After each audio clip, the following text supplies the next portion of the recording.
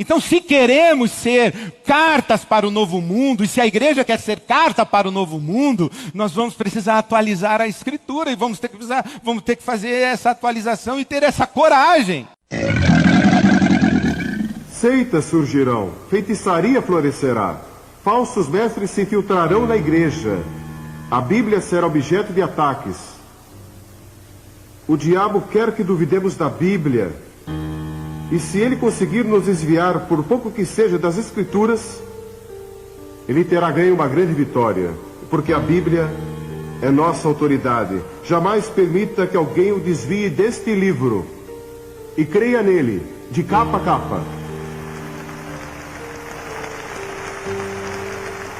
O diplomata europeu disse algum tempo atrás que se o diabo pudesse resolver os problemas do mundo, ele seguiria o diabo. E alguns deles já estão seguindo o diabo. Uma menininha estava observando um velho relógio quando devia dar 12 badaladas, e alguma coisa estava errada e deu 13 badaladas. Ela correu para a mãe e disse: "Mamãe, é mais tarde do que nunca foi antes." Alguns dizem que a história é como uma mosca bêbada com as patas sujas, de tinta fresca, cambaleando através de uma folha de papel. As pegadas não levam a lugar nenhum e não tem qualquer sentido ou nexo. A moderna filosofia hedonista foi descrita como um homem cego, numa sala sem janelas, procurando um gato preto que não está lá. Nosso Senhor disse: "Ocupem-se, sejam fiéis até que eu venha." E ele também disse que o Evangelho do Reino será pregado a todas as nações, e então virá o fim. O Evangelho vai ser pregado a todo o mundo. E no mundo sem esperança, devemos deixar Amsterdã com uma mensagem de esperança. A Bíblia diz que somos salvos e mantidos pela esperança, e a esperança não confunde. A Bíblia ensina que ele vai voltar entre nuvens, e todo olho o verá. E para nós que o conhecemos como nosso Salvador, vai ser um momento glorioso e emocionante quando Jesus voltar outra vez. E ele vai nos levar consigo se cremos nele, e seremos arrebatados. E muitas coisas vão acontecer, mas não vamos falar nisso aqui. Mas para aqueles que o rejeitaram, aqueles que rejeitaram Jesus Cristo, vai haver choro e pranto e ranger de dentes. Porque a Bíblia ensina que o inferno existe. Nós não gostamos de pregar sobre isso, nem falar sobre isso, mas está na Bíblia, e Jesus falou mais sobre isso que qualquer outro. E se formos fiéis à Bíblia, pregaremos sobre o inferno e o julgamento, avisando o povo. E uma razão porque há tanto pecado no mundo hoje é porque o homem perdeu o medo de que existe um inferno. Devemos ajudar os necessitados, os pobres e oprimidos. Devemos lutar por justiça social. Mas nossa tarefa primordial é proclamar o Evangelho da redenção centralizado na cruz e na ressurreição. Pela primeira vez na história, temos a possibilidade de alcançar todas as nações com o Evangelho de Cristo. Mas é um fato incrível que Deus confiou a pessoas como você e eu, pecadores redimidos, a responsabilidade de cumprir aqui seu propósito divino. Por que não fez Ele mesmo? Por que não usou os anjos? Por que confiou isso a nós? Eu não sei. Este é um dos mistérios mais profundos da soberania de Deus. Ele escolheu dar a nós o privilégio, o alto e santo privilégio, de proclamar sua mensagem do Evangelho do Reino. Já fui convidado a fazer muitas outras coisas da minha vida. Fui convidado a ser um embaixador, a ser um membro de gabinete, a ser ator de cinema e muitas outras coisas. Mas a minha resposta a esses convites é sempre a mesma. Deus me chamou para pregar o Evangelho, e eu não farei outra coisa enquanto viver além de pregar o Evangelho.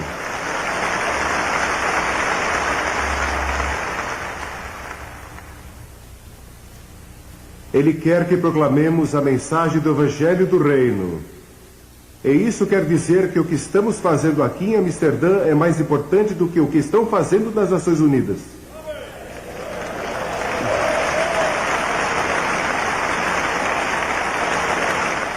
Isso tem algo a ver com a segunda vinda de Cristo. Eu não entendo, mas isso me assombra. É difícil para mim acreditar que Deus confiou tal responsabilidade a nós. E estamos mais próximos de completar essa tarefa do que qualquer outra geração.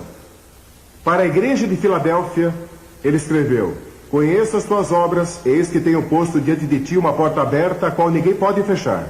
Quero dizer que não há uma porta fechada no mundo que possa permanecer fechada quando Deus resolve abri-la. E não quero dizer que ele a abre para missionários, não digo que ele vai abri-la para que alguns de nós ocidentais vamos pregar e ensinar, ou vocês de outros países. Deus tem sua própria maneira de fazê-lo. Este mundo pecador está às portas do julgamento e do anticristo. Mas Deus nos deu boas novas para proclamar ao mundo.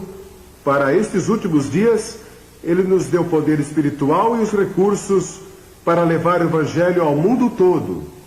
Pense nisso, com o poder pentecostal, o poder do Espírito Santo, e com o rádio e a televisão e literatura e todos esses recursos, podemos alcançar o mundo todo, evangelizar o mundo e apressar a volta do Rei.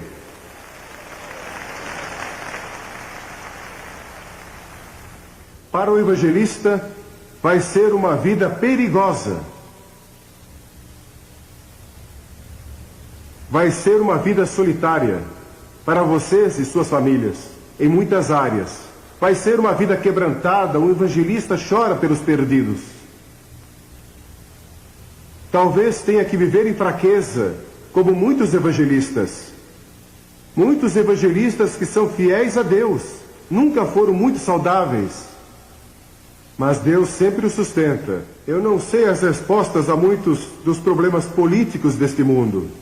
Eu oro pelas pessoas. Em todos esses países, visitei tantos deles, preguei ali. Agora estão em guerra e tumulto e rebelião. Li sobre um país onde dizem que 200.000 pessoas foram assassinadas desde janeiro. Mas ouvimos tão pouco sobre isso, porque as câmeras estão em outro lugar. Mas estão sofrendo em todo o mundo. Mas cada vez que você ganha alguém para Cristo, está apressando a volta do Rei. Um dia a Bíblia diz: veremos o Filho do Homem voltando entre as nuvens do céu com grande poder e grande glória. E fiquem sabendo que não há poder militar neste mundo, nem bomba atômica ou de hidrogênio que possa enfrentá-lo quando ele vier.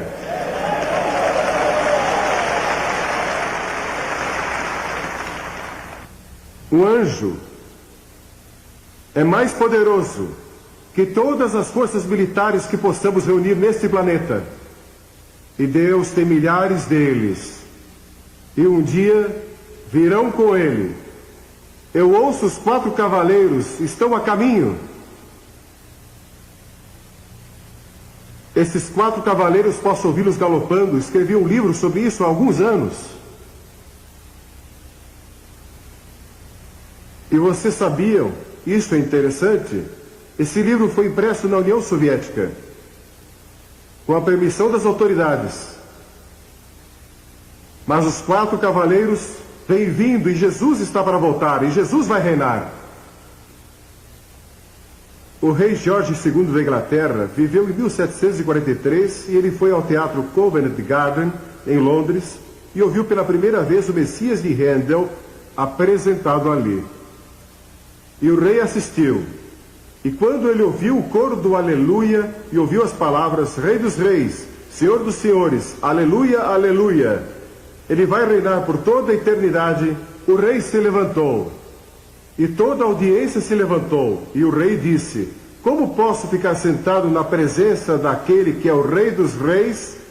E desde aquele momento, as pessoas têm se levantado. Que dia vai ser quando Cristo, que é a nossa vida, voltar? Então você vai aparecer com Ele em glória. Se Ele voltar, antes de eu morrer, vou procurar meu pai e minha mãe, porque estarão com Ele, voltando com Ele em glória. Mas algumas pessoas dizem que se você crê nisso, então não está interessado nos problemas deste mundo. É só ficar esperando por Jesus.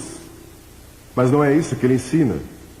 Ele disse: trabalhe, ocupe-se, Tem sido minha experiência que aqueles que creem na segunda vinda de Cristo são os mais ativos, mais fortes, mais zelosos e também os mais dedicados.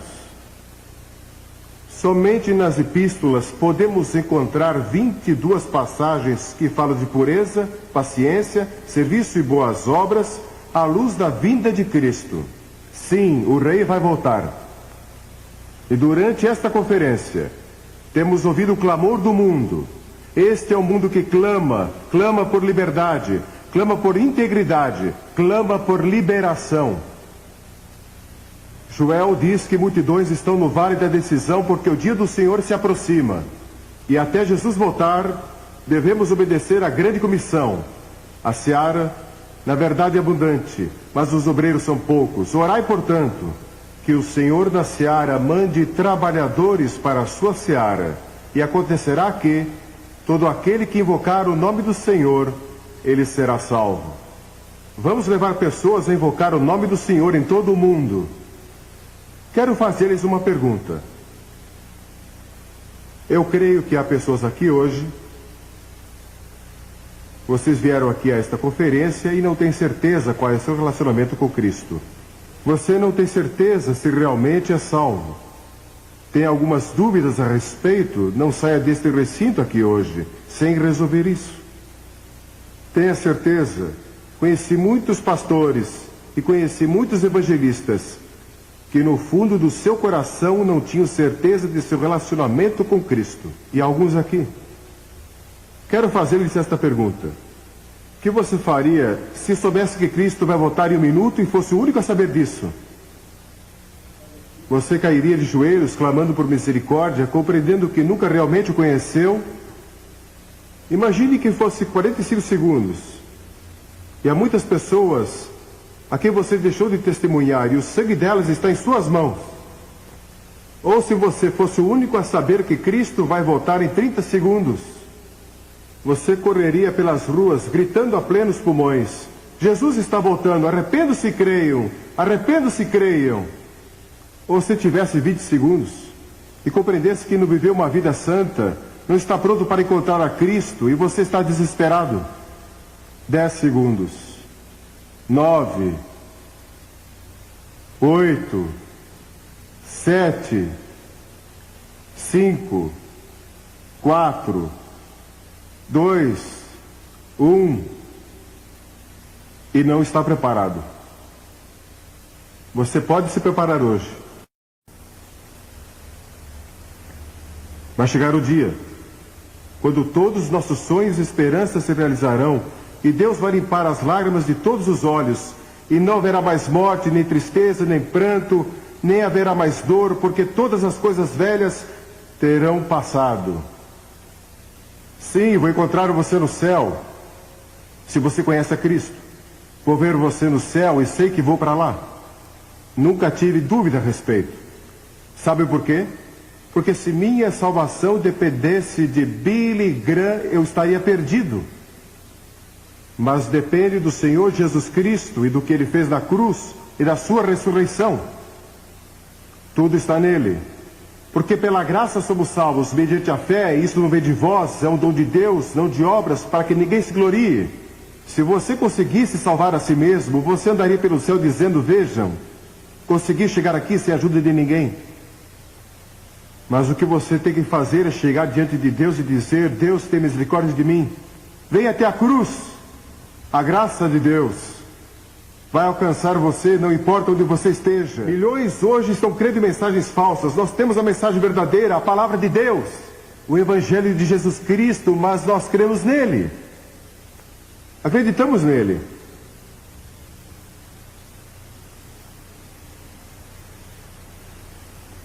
Antes de regressar para casa, seu primeiro passo deveria ser rededicação e consagração. Quando D.L. Moody visitou a Inglaterra, ele conheceu Henry Varley, um açougueiro convertido. Um dia Varley lhe disse: Moody, o mundo ainda está para ver o que Deus pode fazer com um homem totalmente consagrado a Jesus Cristo. E Moody pensou naquilo por um momento. Então se levantou e disse: pela graça de Deus, vou ser esse homem. Você vai dizer isso de Uganda? Você vai dizer isso das Ilhas Salomão? Você que é da Austrália vai dizer isso? Vou ser o homem de Deus para meu país, vou ser o homem de Deus para minha vila, para minha cidade, onde eu moro. Vou me entregar totalmente ao Senhor.